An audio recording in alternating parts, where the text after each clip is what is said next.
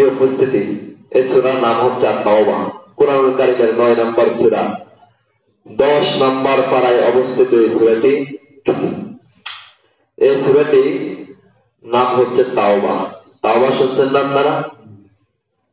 তাওবা মানে কি? মানুষ যখন মৃত্যুবরণ করে তখন আমরা তাওবা পড়াই না? আবার অনেকে অনেক পাপ করে, গুনাহ করে, তখন তারা কি করে? তাওবা করে। তাওবা মানে ফিরে আসা, তাওবা মানে ক্ষমা চাওয়া। অর্থাৎ গুনাহ থেকে কি করবে? মানুষ ফিরে আসবে। তো এই তাওবা, এই সূরার নাম হচ্ছে তাওবা, আরেকটা নাম হচ্ছে বারাআ। কোরআন কারীমে একটা মাত্র সূরা যে সূরার শুরুতে বিসমিল্লাহ নাই। কি নাই?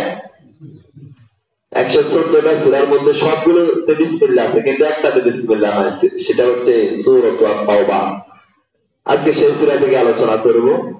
সূরা তাওবা, এই সূরার একটা নাম তাওবা রাখার কারণ হচ্ছে যে এই সূরার মধ্যে তিনজন জলিল কদর সাহাবী যাদের তাওবাকে আল্লাহ তাআলা কবুল করেছে, আর তার ঘটনা এই সূরার মধ্যে আল্লাহ তাআলা উল্লেখ করেছেন, বিধায় এই সূরার নাম রাখা হচ্ছে তাওবা। আমরা আজকে সেই ঘটনাটাও জানবো ইনশাআল্লাহ।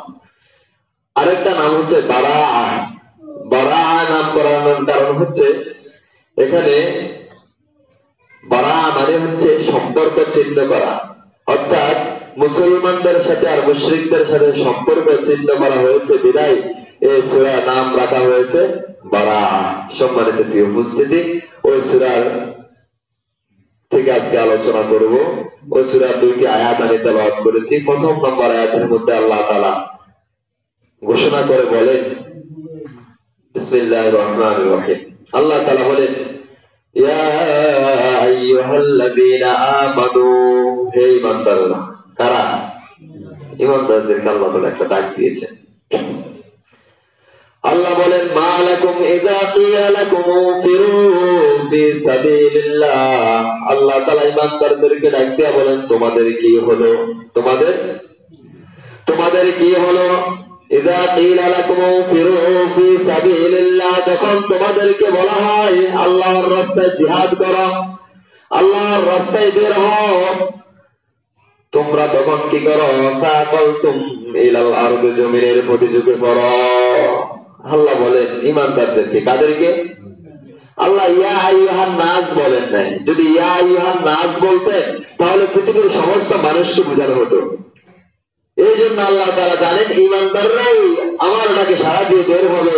এই জন্য আল্লাহ তাআলা ঈমানদারদেরকে ডাক দিয়ে বলেন, ইয়া আইয়ুহাল্লাযীনা আমানু, হে ঈমানদাররা, মা লাকুম ইযা কিলা লাকুম ফিরু ফি সাবিলিল্লাহ, যখন তোমাদেরকে বলা হয় আমার রাস্তায় বের হও, আমার পথে বের হও, ফাআকালতুম ইলাল আরদ, তখন তোমরা জমিনের প্রতি প্রলুব্ধ হয়ে যাও, জমিনের প্রতি ঝুঁকে পড়ো।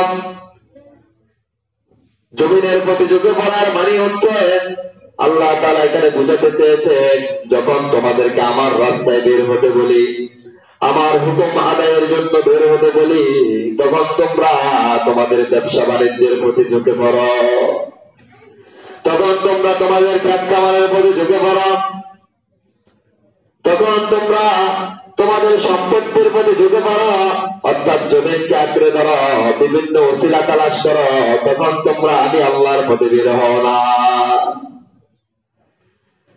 আল্লাহ বলেন, আরাদিতুম বিল হায়াতিদ দুনিয়া মিনাল আখিরাহ, তোমরা কি সন্তুষ্ট হয়ে গেছো? ঘুমাচ্ছো সবাই না?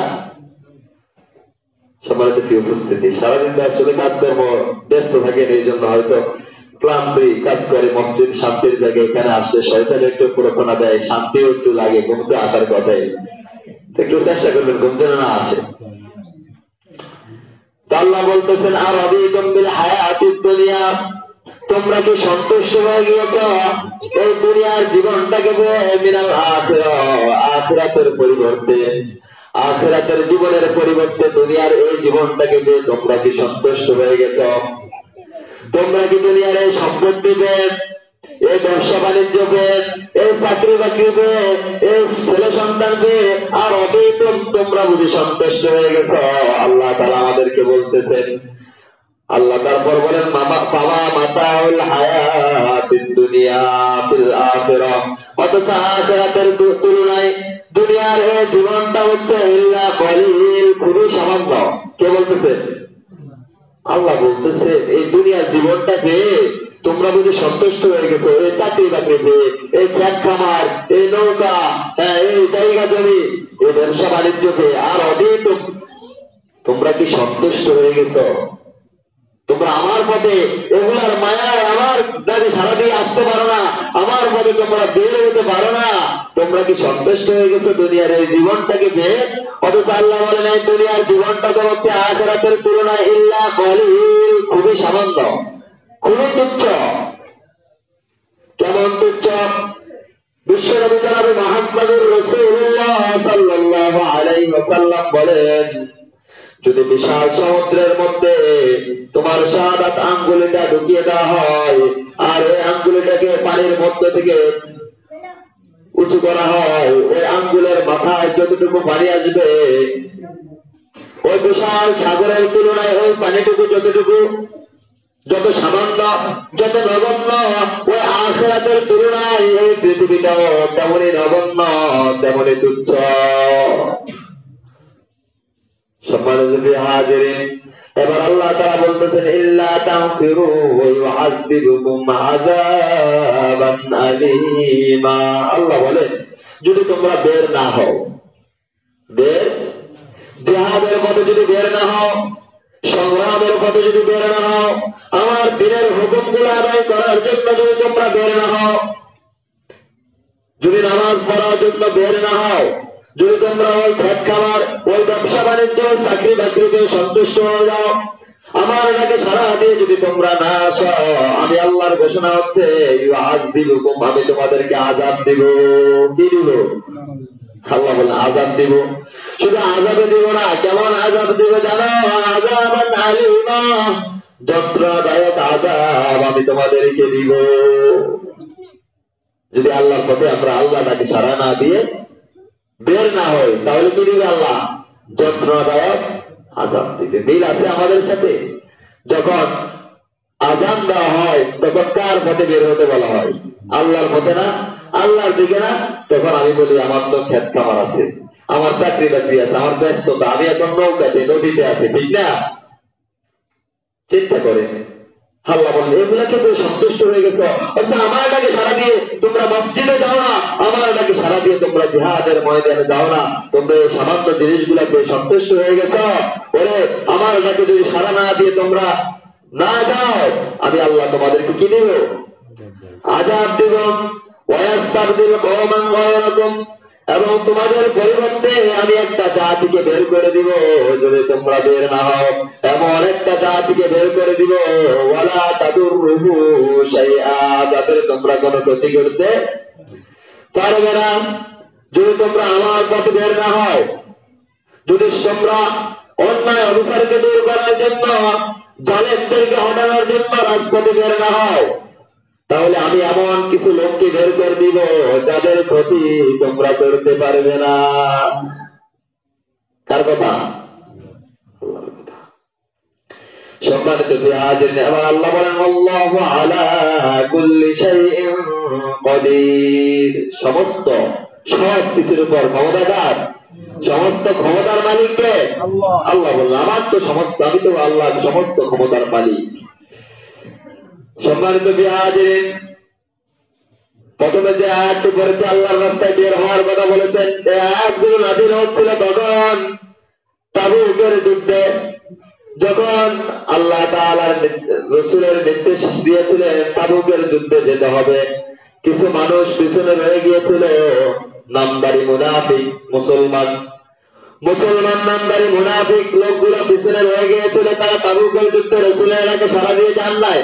তার সাথে কিছু ঈমানদারও ছিল, তারা যখন রাসূলের সাথে জিহাদের ময়দানে যান নাই, তখন এই আয়াতগুলো আল্লাহ তাআলা নাযিল করেছেন।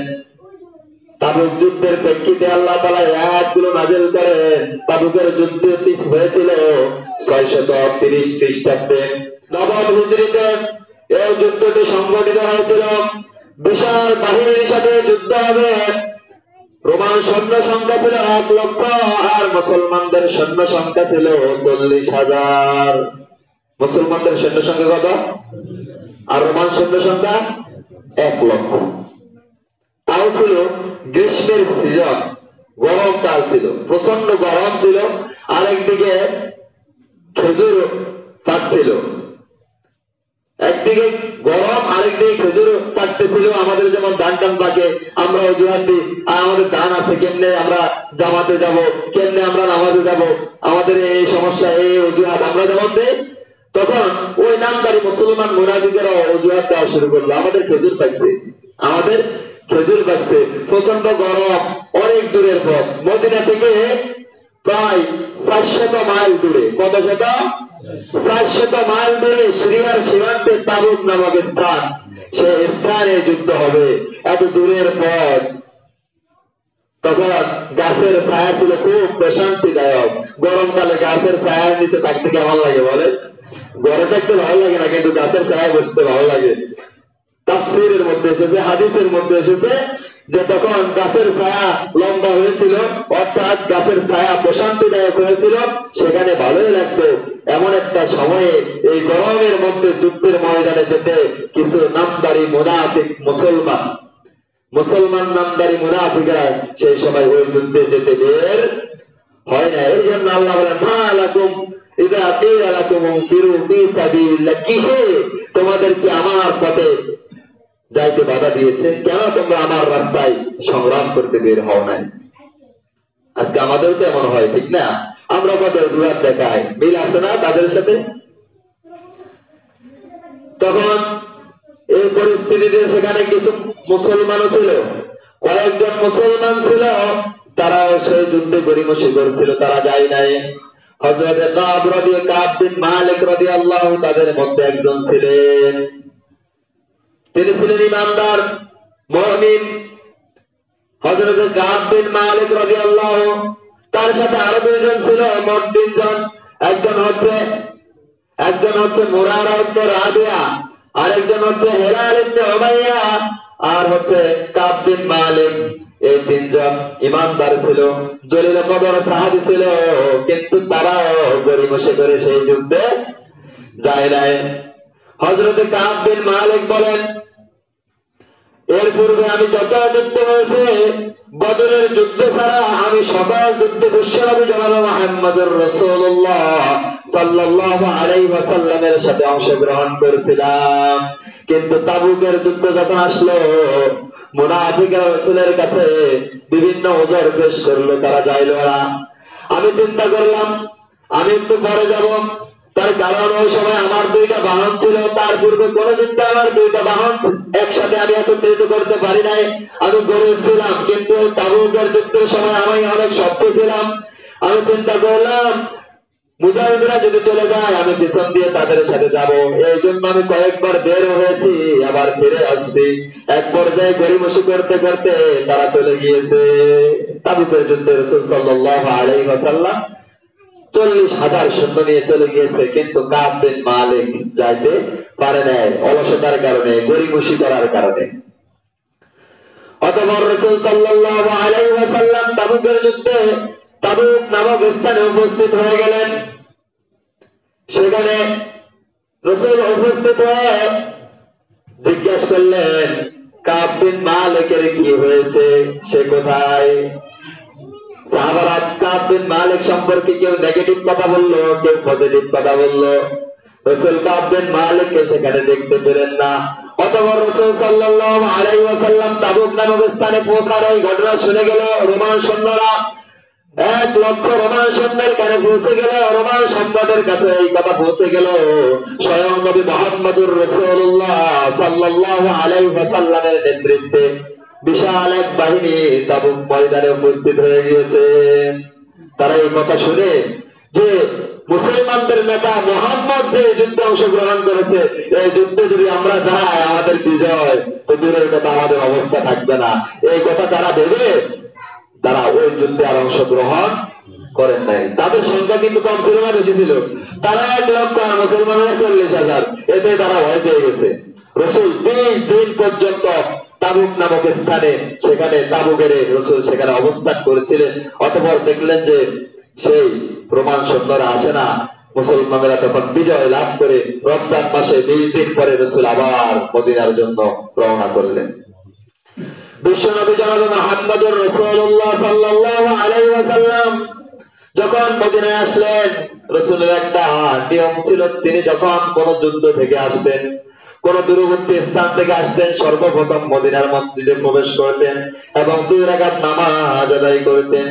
সেদিন রাসূল মদিনার মসজিদে প্রবেশ করেছেন, 2 রাকাত নামাজ আদায় করে বিশ্বনবী মদিনার মসজিদে বসছেন।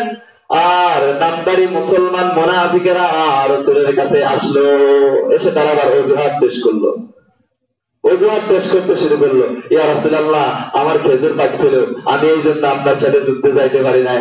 অমুক আমার ওটের এই সমস্যা, আমিও আমার ওটগুলো কে দেখবে, আমার কেউ নাই দেখার জন্য। এইভাবে এক একজন এক এক অজুহাত পেশ করা শুরু করলো। কাব বিন মালিক বলেন, রাসূল আসার পূর্বে আমি সিদ্ধান্ত নিয়েছিলাম রাসূল সাল্লাল্লাহু আলাইহি ওয়াসাল্লামের কাছে এসে আমিও কিছু মিথ্যা কথা বলে রাসূলের কাছ থেকে পার পেয়ে যাব, রাসূলকে সন্তুষ্ট করে ফেলবো, একটা অজুহাত দেখাবো। আজকে যদি মনে করেন যে আমরা যদি বলি যে মিছিল আছে, মিটিং আছে ইসলামের জন্য, রাসূলকে অপমাননা করছে, চলেন আমাদের সাথে একটু, আমরা কত অজুহাত দেখাই, এই সমস্যা এই সমস্যা এই সমস্যা। অথচ সমস্যার কথা বললে অন্তত হুজুরা মনে করবে না আসলে সমস্যার কারণে তো রয়ে গেছে, অত হুজুর তো একটু সন্তুষ্ট হইবে। এরকম রাসূলকে সন্তুষ্ট করার জন্য মুনাফিকরা সেদিন উপস্থিত হয়েছিল, যাই বলছে ইয়া রাসূলুল্লাহ এই সমস্যা ছিল, আমরা যাইতে পারি না। রাসূল সাল্লাল্লাহু আলাইহি ওয়াসাল্লাম মুনাজাত করে আল্লাহর কাছে তাদের জন্য ক্ষমা প্রার্থনা করছে। কিন্তু কাব বিন মালিক বলেন, আমিও চেয়েছিলাম তাদের মতো মিথ্যা কথা বলে মিথ্যা ওজোর দেখিয়ে আমিও রাসূলকে সন্তুষ্ট করব, কিন্তু রাসূল যখন এসে পড়ছে আমার মন বলল না, আমি রাসূলের কাছে মিথ্যা কথা বলবো। হয়তো রাসূলের কাছে আজকে মিথ্যা কথা বলে রাসূলকে সন্তুষ্ট করব, কিন্তু পরবর্তীতে আল্লাহ তাআলার মনের খবর জানেন, আল্লাহ তো রাসূলকে আবার আমার প্রতি অসন্তুষ্ট করে দিবেন। এজন্য আমি কাব সিদ্ধান্ত নিলাম আমি রাসূলের কাছে মিথ্যা কথা বলবো না। কাব বিন মালিক চলে আসলেন রাসূলের কাছে, রাসূলকে এসে সালাম দিলেন। রাসূল সাল্লাল্লাহু আলাইহি ওয়াসাল্লাম সালামের জবাব দিয়ে একটু মুস্কি হাসলেন আর ডাক দিলেন, কাব আসো আমার কাছে। কাব বিন মালিক রাসূলের সামনে এসে বসল। রাসূল বললেন, বলো কি সমস্যা তোমার? কাব বিন মালিক এবার বললেন, ইয়া রাসূলুল্লাহ, আমি যদি দুনিয়াদার কোন বাচ্চার কাছে বসতাম তাহলে আজকে আমি মিথ্যা কথা বলে আমি তার কাছ থেকে পার পেয়ে যাইতাম, কিন্তু আমি জানি যার সামনে আমি বসছি ইনি তো জাহানের পয়গম্বর, ওনার কাছে মিথ্যা কথা বলা যাবে না। এই জন্য আমি আজকে আপনার কাছে সত্য প্রকাশ করার জন্য এসেছি। ইয়া রাসূলুল্লাহ, আমি কিন্তু যুদ্ধে যেতে চেয়েছিলাম, কিন্তু অলসতার কারণে আর গরিমসির কারণে আমি যুদ্ধে অংশগ্রহণ করতে পারি নাই। এই কথা যখন বলছেন রাসূল সাল্লাল্লাহু আলাইহি ওয়াসাল্লাম বলছেন, যাও তুমি আমার কাছ থেকে চলে যাও, যতক্ষণ না আল্লাহর সিদ্ধান্ত তোমার ব্যাপারে আসবে ততক্ষণ পর্যন্ত তোমার সাথে আর কোন আমাদের সম্পর্ক ওইভাবে নাই। অর্থাৎ ইসলাম থেকে সরিয়ে দেন নাই, রাসূল বয়কট করে দিলেন, সাহাবাদেরকে বলে দিলেন এর সাথে আর কথা বলা যাবে। তার সাথে ওই যে মুরারা ইবনে রাবিয়া ছিল, হেলাল ইবনে উমাইয়া ছিল, এই তিনজনের সাথে রাসূল কথা বলা বন্ধ করে দিলেন, সাহাবারা কথা বলা বন্ধ করে দিল। এমনকি রাসূল নির্দেশ দিয়েছেন তার স্ত্রীদেরকে, তাদের স্ত্রীদেরকে সাথে রাখা যাবে না, তাদের সাথে সহবাস করা যাবে না। এমনকি কাব বিন মালিক 40 দিন পর তার স্ত্রীকে তার বাবার বাড়ি পর্যন্ত পাঠিয়ে দিয়েছেন। রাসূলকে জিজ্ঞেস করছেন, ইয়া রাসূলুল্লাহ, আমি কি তাকে তালাক দিয়ে দিব? রাসূল বলছেন, না, তালাক দিও না, তবে তার সাথে তুমি থাকতে পারবে না। তার বাবার বাড়ি পাঠিয়ে দিয়েছে কাব বিন মালিক তার স্ত্রীকে। সম্মানিত হাজিরিন, এভাবে দিনগুলো অতিক্রম হতে লাগলো। কাব বিন মালিক বলেন, যে নগরীতে আমি এতদিন পর্যন্ত বসবাস করছিলাম, যাদের সাথে আমার এত সুসম্পর্ক, সেই মানুষগুলো আমার সাথে এখন আর কথা বলে না। আমার মনে হয়েছিল আমি মনে হয় কোন এক নতুন জায়গায় গিয়েছি, কেউ আমার সাথে কথা বলে না, এটা যেন আমার কোন পরিস্থিতি এলাকায় না। কাব বিন মালিক বলেন, বাকি দুইজন একটু বৃদ্ধ ছিল, কিন্তু আমি একটু যুবক ছিলাম, এই জন্য আমি মাঝে মাঝে বাজারে যাইতাম, মসজিদে নববীতে যাইতাম, রসুলকে সালাম দিতাম, কিন্তু রসুল আমার সাথে কথা বলতেন না। আমি যখন রসুলের দিকে তাকাতাম, রসুল অন্যদিকে মুখ ফিরিয়ে দিতেন। কিন্তু আমি পিছন থেকে গোপনে গোপনে মাঝে মাঝে দেখতাম, যখন নামাজে দাঁড়াইতাম, রসুল আমার দিকে একটু তাকাতেন। চিন্তা করছেন পরিস্থিতি কেমন? রসুল কথা বলছে না, সাহাবারা কথা বলছে না। অতঃপর কাব বিন মালিক বলেন, আমার একজন চাচাতো ভাই ছিল কাতাদা, হযরতে কাতাদা রাদিয়াল্লাহু, আমি তার বাগানে দেওয়াল টপকিয়ে তার কাছে গেলাম, যাই আমার চাচাতো ভাইকে সালাম দিলাম, কিন্তু আমার চাচাতো ভাই কাতাদা আমার সালামের জবাব দেয় না। আমি আল্লাহর কসম করে তাকে জিজ্ঞাসা করলাম, ও ভাই কাতাদা, আমি আল্লাহর শপথ করে তোমাকে জিজ্ঞাসা করছি, আমি কি আল্লাহ এবং তার রসুলকে আমি কি ভালোবাসি না?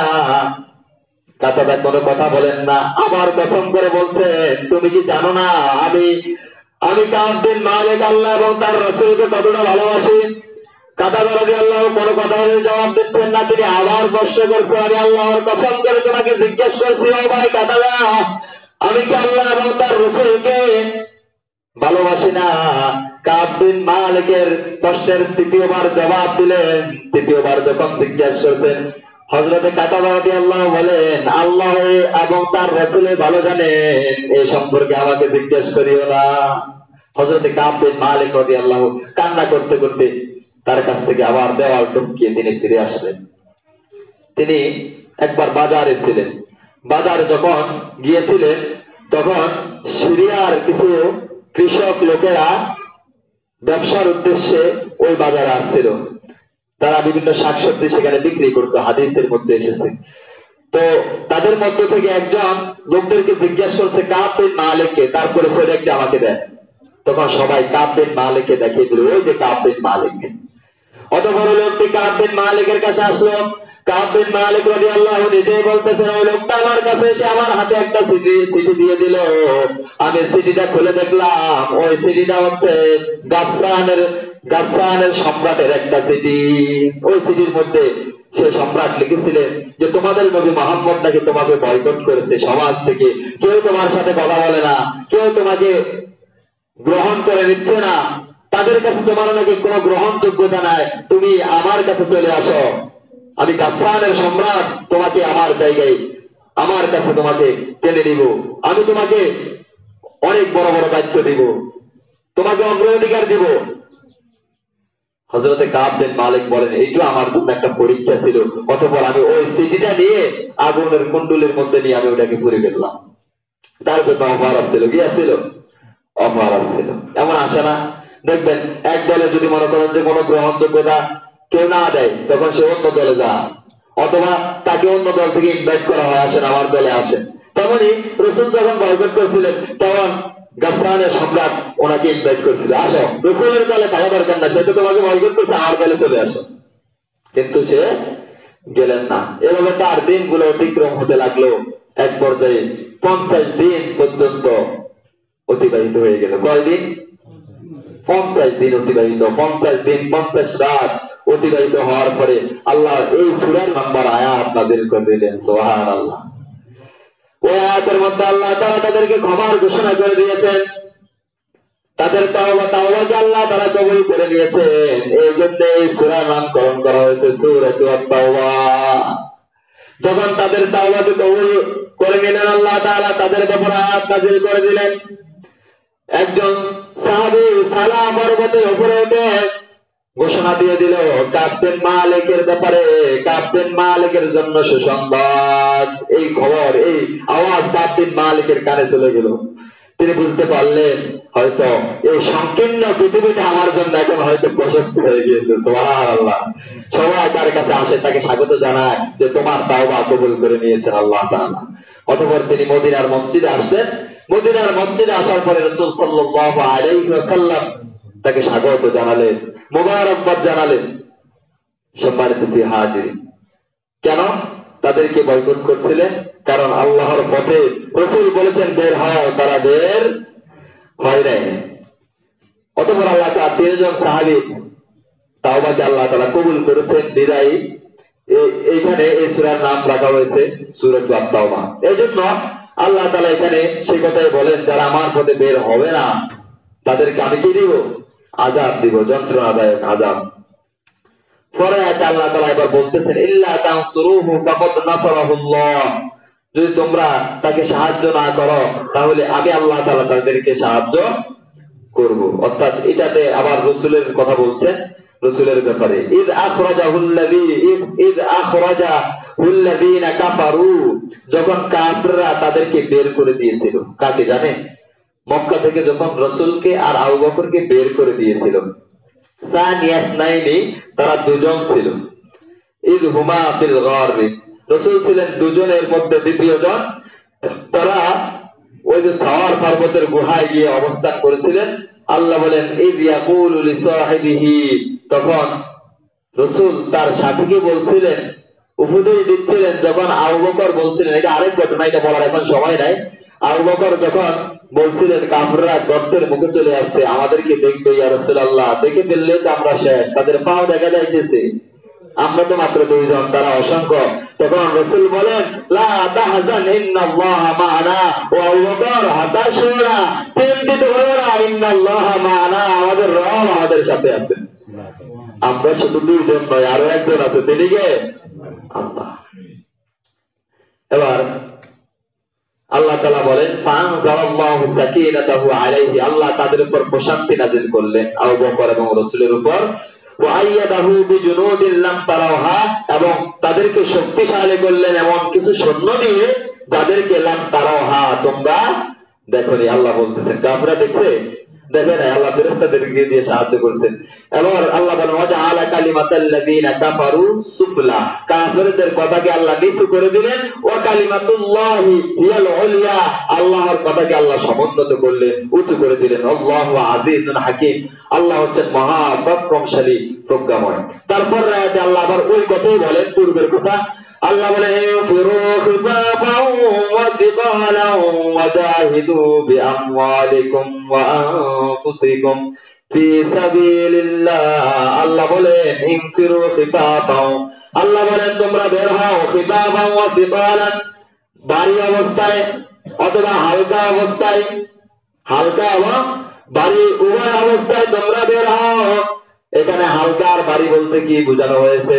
তাফসীরের মধ্যে এসেছে, যদি তোমরা ধনী থাকো তারপরও ফিরু বের হও, যদি তোমরা গরিব থাকো তারপরও বের হও, যদি তোমার সন্তান থাকে তারপরও আল্লাহর রাস্তায় বের হও, যদি সন্তান না থাকে তারপরও আল্লাহর রাস্তায় বের হও, যদি তুমি অসুস্থ থাকো তাও আল্লাহর রাস্তায় তোমাকে বের হতে হবে, যদি অসুস্থ থাকো সুস্থ থাকো উভয় অবস্থায় কার রাস্তায় বের হতে হবে?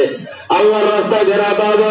তুমি যদি অবসর থাকো অথবা তুমি যদি ব্যস্ত থাকো তারপরও তোমাকে কই বের হতে হবে? আল্লাহর রাস্তায় বের হতে হবে। এই জন্য আল্লাহ বলেন, ইনফিরু, বের হও, খিফাফাও ওয়া তিকালান, হালকা অবস্থায় থাকো আর ভারী অবস্থায় থাকো, উভয় অবস্থায় তোমাকে বের হতে হবে। অজুহাত চলবে, এই সমস্যা ওই সমস্যা, এটা নাই সেটা নাই। আল্লাহ বলছেন, যে অবস্থায় থাকো আমি আল্লাহর নির্দেশ হচ্ছে ওই অবস্থায় আমার রাস্তায় বের হয়ে পড়ো। অজুহাত চলবে ইসলামের ব্যাপারে? কোন অজুহাত চলবে না, অজুহাত দিলেও লাভ নাই, কারণ ওদের অজুহাতে তো আল্লাহ কবুল করেন নাই। জলিল কদর সাহাবী, তাদের অজুহাত রাসূল কবুল করেন নাই। তারপর আল্লাহ বলেন, ওয়াজাহিদু বিআমওয়ালিকুম, আমার পথে বের হয়ে জিহাদ করতে হবে, তোমাদেরকে সংগ্রাম করতে হবে। বিআমওয়ালিকুম, তোমাদের সম্পদ দিয়ে, ওয়া আনফুসিকুম, এবং তোমাদের জীবন দিয়ে। সম্পদ দিতে হবে, জীবনও দিতে হবে। ফি সাবিলিল্লাহ, কার রাস্তায়? আল্লাহ তাআলার রাস্তায় তোমাদের সম্পদ আর জীবন দিয়ে তোমরা সংগ্রাম করতে হবে। আমার পথে তোমরা এগুলা নিয়ে বের হতে হবে, জীবন নিয়ে আর সম্পদ নিয়ে। আর যদি বের হও, আমি আল্লাহর ঘোষণা হচ্ছে, যালিকুম খায়রুল লাকুম, এটাই তোমাদের জন্য উত্তম, এটাই তোমাদের জন্য কল্যাণ।